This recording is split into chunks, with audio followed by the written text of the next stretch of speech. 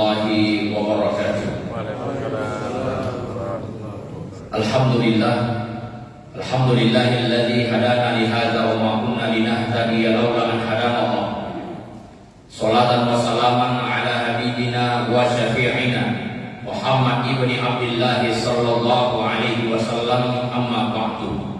Allahumma lakal hamdu wa ilaikal mustaqa wa antal musta'an wa la haula wa la quwwata illa billahil aliyyil azim.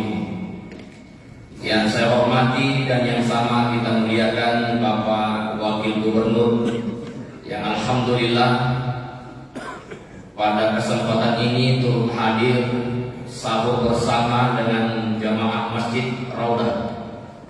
Hadirin hadirat yang insyaallah dimuliakan dan dicintai oleh Allah Subhanahu wa taala.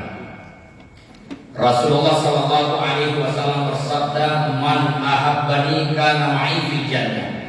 Siapa yang mencintaiku, maka dia bersamaku di dalam surga. Lalu bagaimana cara kita mencintai Rasulullah? Yang pertama, man ahabba syai'an aktsara min dzikri. Siapa yang mencintai sesuatu, maka dia akan banyak menyebutnya. Maka mencintai Rasulullah dengan cara memperbanyak menyebut namanya, yaitu dengan memperbanyak salawat. Allah Subhanahu wa taala sendiri bersalawat kepada Rasulullah. Beliau, Allah Subhanahu wa taala berfirman, "Innallaha wa malaikatahu yusholluna 'alan nabi." Sesungguhnya Allah dan para malaikat bersalawat kepada Rasulullah. Di hadis Nabi menyampaikan, "Man shalla 'alaihi wahidatan." Siapa yang bersalawat kepada aku satu kali, sallallahu alaihi asyra, Allah bersalawat kepadanya 10 kali. Wa man shalla alaihi asyra, siapa yang bersalawat kepada aku 10 kali, sallallahu alaihi mi'ah, Allah bersalawat kepadanya 100 kali. Wa man shalla alaihi mi'ah, siapa yang bersalawat kepada aku 100 kali, kata Allah baina ainihi, akan ditulislah di antara kedua matanya, bara'atan minan nifaq, bebas dari kemunafikan, wa bara'atan minan nar, bebas dari api neraka, waskanahu yaumal qiyamah ma'as syuhada, dan dikumpulkan nanti di akhirat bersama dengan orang-orang yang mati syahid. Alhamdulillah. Bahkan ada orang yang bertanya kepada seorang ulama, "Pak Kiai, saya ini 10 tahun menikah belum punya anak, apa yang bisa saya amalkan?" Kata Pak Kiai, "Tiap malam kau pegang perut istrimu, bacakan salawat. Allahumma sholli ala sayyidina Muhammad." Alhamdulillah, dengan izin Allah, Allah berikan anak. Ya, anak kita nakal, bacakan di ibunya salawat. Allahumma sholli ala sayyidina Muhammad. Apalagi istri kita, tukang gosip, cerewet, serimar, pegang mulutnya, insya Allah digigit. Bacakan salawat.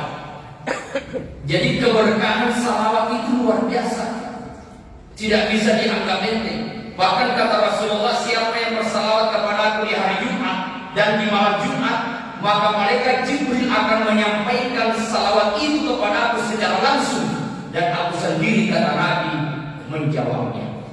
Maka saya doakan Bapak Ibu, insya Allah mudah-mudahan bisa berangkat umrah.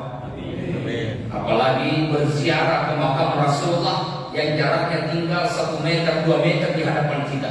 Insya Allah ada Pak Wakil Gubernur siap. Siap. Pokoknya aminkan saja. Ini kan Bapak Wakil Gubernur itu kan orang tua kita. Dia kan bapak kita. Jadi kita bebas minta apa saja. Kita ingat waktu kita kecil minta sama orang tua, mau minta 100.000 boleh, 50.000 boleh. Nah itulah statusnya orang tua. Mumpung Bapak Wakil hadir. Hadir yang dimuliakan oleh Allah. Ini cara yang pertama adalah dengan memperbanyak salawat. Maka orang baca merasanya sejarah Nabi. Cuma sayangnya banyak orang ketika merasanya dibaca, ini juga cerita. Mestinya kalau merasanya dibaca, ada nama Rasulullah disebut, maka kita ucapkan salawat. Allahumma sholli ala sayyidina Muhammad. Allahumma sholli ala Muhammad. Tidak usah diperdebatkan. Mau pakai sayyidina silahkan, mau tidak pakai silahkan. kita ini umat Islam jangan memunculkan perdebatan. Yang mau tarawih 8 rakaat silakan, yang mau 20 rakaat silakan. Ayo semua pelewat. Siapa yang ambil 8 rakaat neraka. Kata yang 20, siapa yang ambil 8 rakaat neraka. Kata yang 8, siapa yang ambil 20 juga neraka. Kata yang satu, untung saya tidak salah tarawih. Karena yang 8 neraka, 20 neraka itu tidak usah salah tarawih. Yang mau bunut silakan, yang tidak bunut silakan.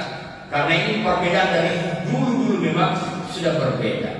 Nah, hadirin dimuliakan oleh Allah, keindahan kita sholat berjamaah, alhamdulillah. Yang kedua, cara kita mencintai Nabi dengan menjaga warisan. Rasulullah tidak mewariskan harta, Rasulullah tidak mewariskan istana. Tapi apa yang diwariskan oleh Rasulullah? Pertama, Al-Quran. Sering-seringlah baca Al-Quran. Kenapa umat Islam itu sumber utamanya, dasar utamanya adalah Al-Quran. Saya yakin insya Allah jamaah Masjid Roda senang baca Al-Quran. Betul apa tidak? Mungkin tidak salah. Tapi apa buktinya? Alhamdulillah Pak Wakil, kita di Masjid Roda ini habis zuhur baca 1 juz, habis salat subuh 1 juz. Berarti 2 juz per hari dalam 30 hari Ramadan insya Allah. Maka khatam 2 kali. Itu baru di masjid. Di antara ibu-ibu banyak yang membaca Al-Quran di rumahnya, di tokonya, di tempatnya, di mana dia berada. Siapa yang membaca Al-Quran, Al-Quran adalah obat. Ya. Jangan ada setan baru baca Al-Quran. Baca ayat kursi. Bukan setan yang lari, dia yang lari. Kenapa? Karena Al-Quran tidak menyatu. Pahalanya besar. Man qara'a harfan min kitabillah. Siapa yang baca Al-Quran min kitabillah, siapa yang membaca Al-Quran, maka dia akan mendapatkan pahala. La aqulu alif lam min harfun, kata Rasulullah. Saya tidak mengatakan alif lam mim itu 1 huruf. Alifun harfun, wa lamun harfun, wa mimun harfun. Lam 1 huruf, alif 1 huruf, lam 1 huruf, mim 1. Alif lam mim itu 3 huruf, berarti dapat 30 pahala. Surah Yasin, berapa banyak pahala yang bisa kita dapatkan, apalagi khatam Al-Quran. Yang kedua, warisan Nabi adalah ulama. Sering-seringlah mendatangi ulama. Bapak sering datang ke ulama? Sering? Jadi mondok. Oh ibu, lebih percaya mana, ulama atau dukun? Ulama. Tapi kalau ada masalah datang ke ulama atau dukun? Dukun. Mestinya ke ulama. Dan memang beda kita sih. Kalau kata ulama, pakai apa yang bisa saya amalkan supaya kaya, supaya saya punya ruko yang banyak. Maunya itu kalau sahabat bertanya kepada Nabi, ya Rasulullah, apa yang bisa aku amalkan agar malaikat mendoakan saya? Apa yang bisa saya amalkan agar kita bersama dalam surga? Itu pertanyaan sahabat kepada Nabi. Yang ketiga adalah sunnah. Kita mulai dari sunnah yang kecil. Makan dengan tangan kanan, minum dengan tangan, masuk di masjid dengan kaki, keluar dengan kaki, masuk di rumah dengan kaki, keluar dengan kaki. Acah. Itu sunnah. Sampai pada sunnah-sunnah yang sering dilakukan oleh Nabi dalam setiap harinya. Sholat tahajud, selalu dalam keadaan berwudu, baca Al-Quran tiap hari, selalu bersedekah, sholat duha, baca Al-Quran, selalu istighfar. 7 sunnah Nabi yang setiap harinya Rasulullah lakukan. Yang ketiga adalah mencontoh akhlak Rasulullah SAW. Rasulullah itu luar biasa. Ketika ada seorang anak kecil yang digendong oleh Rasulullah, tiba-tiba anak kecil itu kencing. Oleh orang tuanya, dia meminta, ya Rasulullah, berikan anak itu, dia sudah mengotori pakaianmu. Apa kata Rasulullah? Biarkanlah dulu anak ini menyelesaikan kencingnya, barulah kemudian dikasih orang tuanya. Lalu Nabi menjelaskan, air kencing ini bisa dibersihkan dengan air. Tetapi hati anak yang kau kecewakan, bagaimana bisa engkau membersihkannya? Ternyata kalau bukan Rasulullah juga kepada anak kecil, juga kepada binatang. Rasulullah itu punya kebiasaan ketika hendak sholat itu mengganti bajunya. Beda dengan kita, boleh pagi yang dipakai, sholat duhur itu aja dipakai, tarawih yang dipakai, sholat lekar lagi yang dipakai. Ketika dia takbir Allahu Akbar, dia khusus sendiri, tapi di sebelahnya hampir musa. Rasul mengganti bajunya, tetapi tiba-tiba ada seekor kucing yang tidur di lengan baju Rasulullah yang hendak dia pakai. Ya. Ada kucing yang lagi nyenyak tidurnya. Akhirnya Nabi menunggu, mudah-mudahan kucing ini terbangun. Ternyata tidurnya lelap.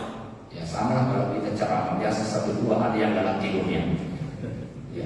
Akhirnya apa yang dilakukan oleh Nabi waktu sudah mau masuk, sementara kucingnya masih tidur, apa yang dilakukan oleh Nabi lihat? Ternyata Rasulullah mengambil semua alat, lalu kemudian menggunting lengan bajunya, baru kemudian bajunya dipakai. Rasulullah memilih menggunting lengan bajunya ketimbang mengganggu tidurnya seekor kucing yang lagi nyenyak. Kira-kira bapak-bapak yang lihat bajunya yang mau dipakai ada kucing di atas tertidur, kita apakan itu? Coba. Padahal mungkin bapak ibu punya baju yang lain boleh dipakai.